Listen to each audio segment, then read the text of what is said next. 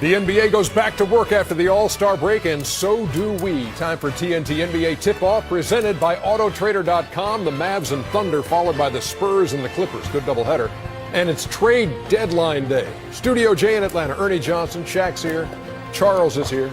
Kenny is sick. He won't be here. But we have an all-star replacement. Wait, he didn't get fired? Kyle Lowry of the Toronto Raptors. I thought he got traded. People had said it was, your last dunk was 2009. Somebody else said it was 8. Somebody else says it was 06. When was the last time you dunked? All-Star Sunday. No, before that was 2009. 2009. Got a two-hand dunk, a little throw-through in Miami. You know, Kyle, I have a little advantage. He remembered the team. You you don't got that many dunks. You got to. You know, I have a little advantage knowing more about you because my daughter went to Villanova, and I've been watching for a long time.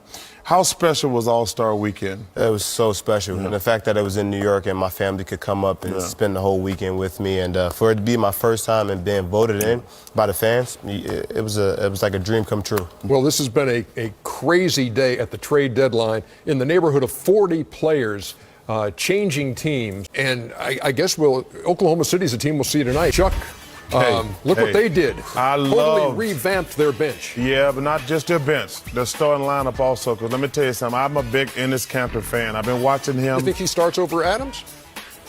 Yeah, I would start. When Adams comes back? I think I would start him. Well, first of all, they got Mitch McGary also. Yep. The only thing OKC has been missing was an inside presence.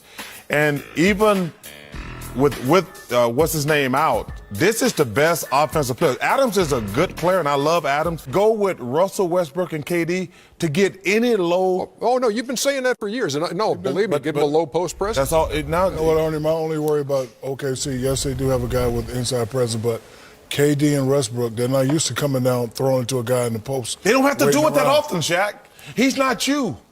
I'm not Chuck. I'm not saying he's trying to be me. You're the one saying they need an inside presence. Inside presence means you get the ball and you score. Are they going to be used to coming down, throwing the guy the ball, letting them go to work? We shall see. Well, I think the point I want to make is, listen, first of all, if you got KD and Russell Westbrook, okay, that's pretty damn impressive.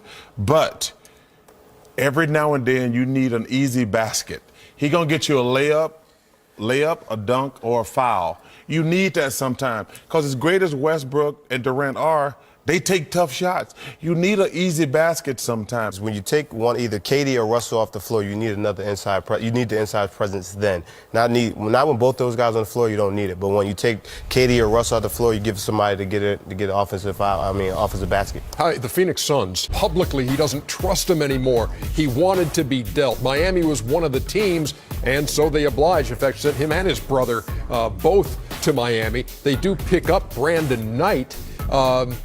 So is it sunrise, Charles, or sunset with this deal? Well, let me tell you something. It sounds like sunset. I just need a little flute. Oh, yeah, I just need a little flute. That's a violin, big dummy. I'm not musical. Obviously. Ernie, to be honest with you, they're in the exact same situation. They screwed up their team this summer bringing in Isaiah Thomas. I've got to pay Dragic at the end of this season. Then they bring in Isaiah Thomas. They draft a point guard. They screwed this entire thing up. And I like Brandon Knight. He's a good player, but he's just like Dragic and Isaiah Thomas. Yeah. So now you still got a bunch of little leprechaun, little guys out there playing. They just really screwed up. Listen, there were two big winners today.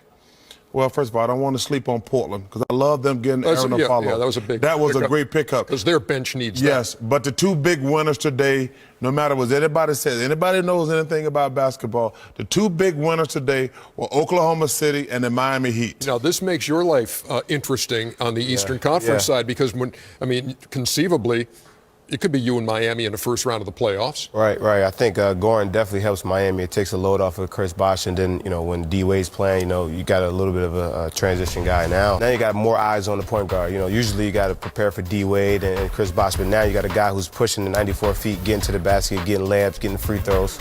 Another thing that changes the landscape in terms of your possible playoff opponents. Now he's in a situation where he's on a winning team, so now let's see how his game transfers to a winning team in a playoff situation to see if they keep going and building.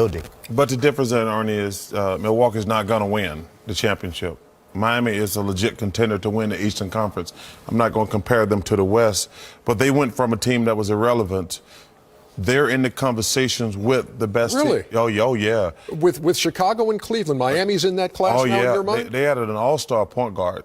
You know, that was the one thing they were missing. They did. They got a lot better today, the Miami Heat did. I do. Are they as good as Cleveland, Toronto, Washington, Chicago, Atlanta? They're in the conversation. Yes, they are. Are you that sold? That one move to get I would have to agree with Chuck. I played with Goran Dragic. You know, he's a fabulous point guard, and what this does for Miami, it gives them the ability to get back to running. You know, the point guards I had, no disrespect to them, they weren't really running point guards. You know, one was more of a shooter. One, I didn't know what he did, but Goran Dragic can penetrate, dish. He can start the fast break. He's a great passer. What he does the best, he loves getting people involved. So, you know, with D-Wade coming off the injuries, a.k.a. resting, second season, going to playoffs. And Ernie, let me just say this one thing. I know they're telling us to go to break, but I think the one thing that people who don't know anything about basketball, that's called the fans, when you are a good player and you play with other good players, it makes it a lot better. Hey, by the way, Kevin Garnett back in Minnesota now. JaVale McGee now in Philadelphia.